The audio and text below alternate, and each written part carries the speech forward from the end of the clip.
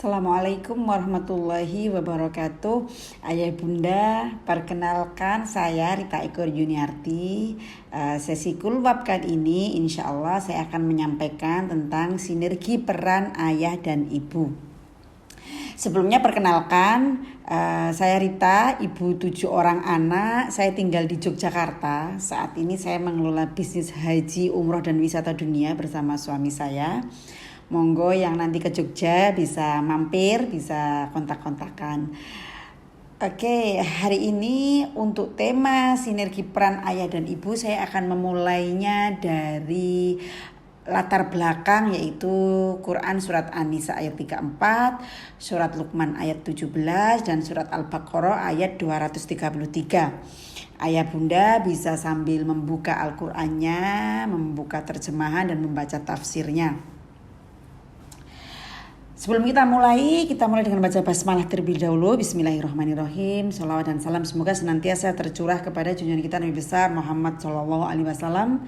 Semoga kita yang hadir di forum ini termasuk umat Rasulullah yang kelak mendapatkan syafaat di yaumil qiyamah, dan Allah memberikan kemudahan kepada kita untuk mendampingi anak-anak kita. Alhamdulillahirrahmanirrahim. Ayah bunda sekalian, saya akan melanjutkan dengan membacakan artinya dari surat An-Nisa ayat 34. Ini mungkin surat yang cukup terkenal ya, salah potongan ayatnya. A'udzubillahi minasyaitonirrajim. Bismillahirrahmanirrahim. Ar-rijalu qawwamuna 'alan nisa. Al-akhir. Kaum laki-laki adalah pemimpin bagi kaum wanita. Oleh karena itu Allah melebihkan sebagian dari mereka laki-laki atas bagian yang lain, yaitu wanita. Karena mereka para laki-laki telah menafkahkan sebagian dari harta mereka. Sebab itu maka wanita yang solihah adalah yang taat kepada Allah, lagi memelihara diri ketika suaminya tidak ada, karena Allah telah memelihara mereka. Wanita yang kamu khawatirkan khususnya, maka nasihatilah mereka, pisahkanlah mereka dari tempat tidurnya dan pukullah mereka. Kemudian jika kamu mentaatinya, maka janganlah kamu mencari jalan untuk menyusahkannya. Sesungguhnya Allah Maha Tinggi lagi Maha Besar. Saya lanjutkan dengan surat Luqman ayat 17.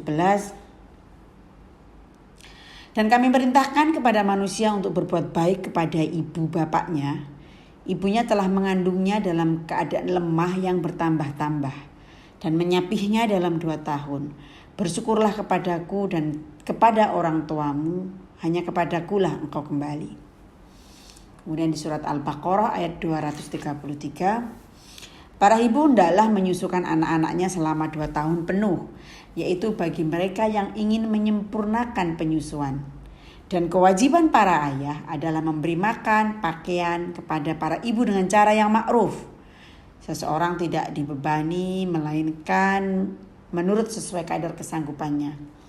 Janganlah seorang ibu itu menderita kesengsaraan karena anaknya, dan seorang ayah karena anaknya. Dan waris pun berkewajiban demikian. Dan apabila keduanya ingin menyapih sebelum 2 tahun, maka kerelaan keduanya dan permusyawaratan, maka tidak ada dosa di antara keduanya. Dan jika kamu ingin anakmu disusukan oleh orang lain, maka tidak ada dosa bagimu apabila kamu memberikan pembayaran menurut yang patut. Bertawakallah kamu kepada Allah dan ketahuilah bahwa Allah Maha melihat apa-apa yang kamu kerjakan. Baik ayah bunda, ketika kita berbicara tentang sinergi peran ayah dan ibu, maka poin utama yang pertama yang akan saya bahas adalah tentang tugas utama ayah dan tugas utama ibu. Kita sebagai ayah dan ibu harus memahami tugas-tugas kita. Ayah memahami tugasnya dan memahami tugas ibu memahami tugasnya dan memahami tugas ayah. Sehingga dengan saling memahami tugas dan peran masing-masing, tugas pokok dan peran masing-masing ayah dan ibu, sinergi itu akan kita mulai. Saya akan tuliskan ya beberapa poin tentang tugas ayah di sini. Saya mengambil dari 3 landasan surat tadi yang sudah saya baca artinya. Yang pertama bahwa ayah diberikan keunggulan oleh Allah dan hak kepemimpinan, gitu ya. Kemudian ayah memulainya, calon ayah memulainya dengan mahar dan memberi nafkah kepada para istri. Itulah yang kemudian menjadi tugas ayah. memberi mahar kepada calon istrinya dan kemudian menafkahi dengan cara yang ma'ruf. Nah, di ayat-ayat tadi kita juga melihat bahwa ada perintah Allah kepada para ayah untuk menjaga perintah Allah. Jadi di sini para ayah itu wajib menjaga perintah Allah, wajib memenuhi perintah Allah. Perintah Allah yang sedemikian luas ya ayah bunda, maka kita satu-satu gitu. Kemudian tugas berikutnya dari ayah adalah membimbing para istri.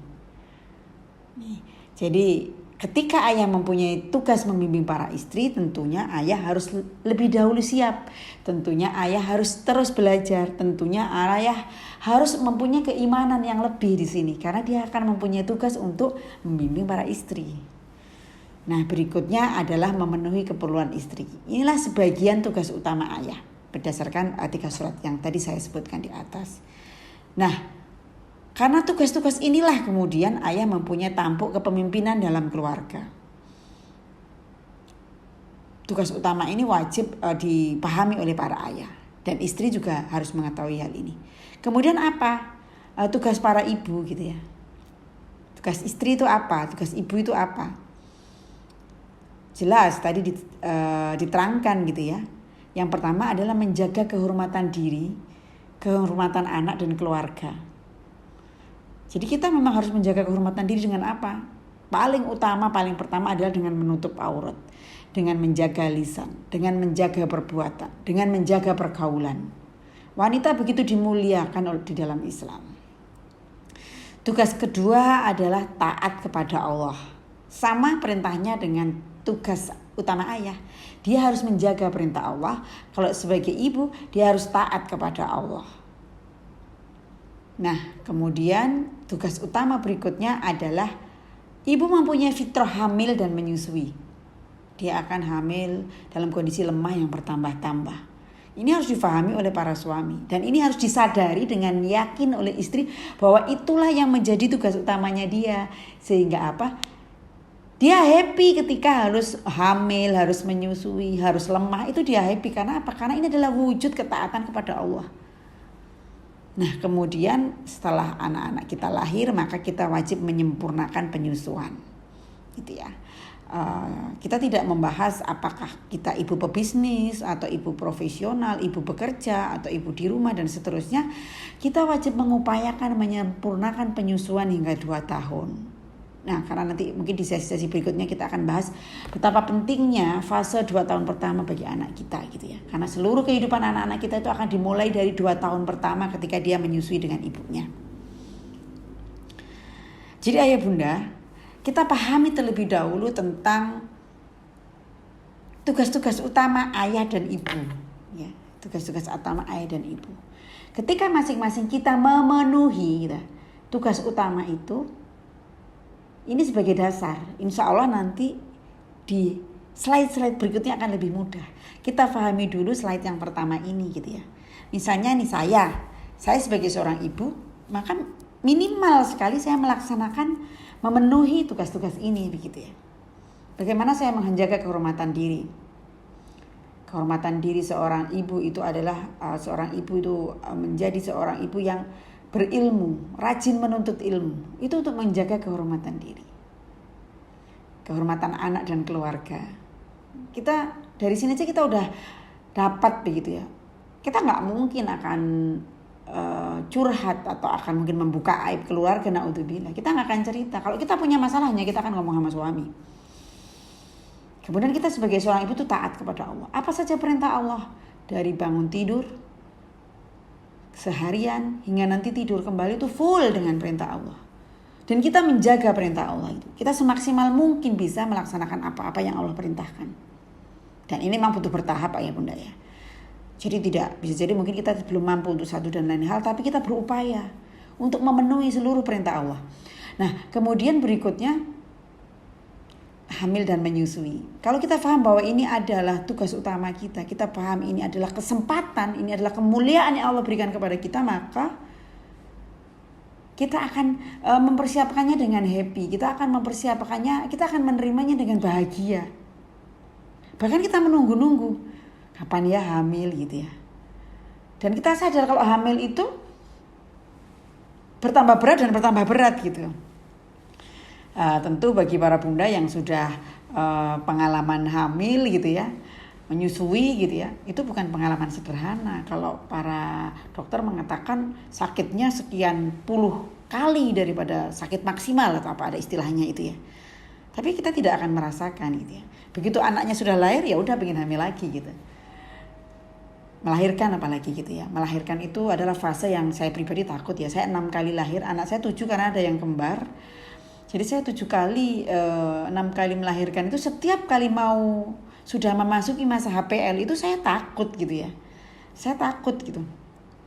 Masih ada saja perasaan takut, khawatir, takut sakit, takut terjadi apa-apa begitu ya. Ketika mau melahirkan gitu ya. Padahal saya sudah melewati semua.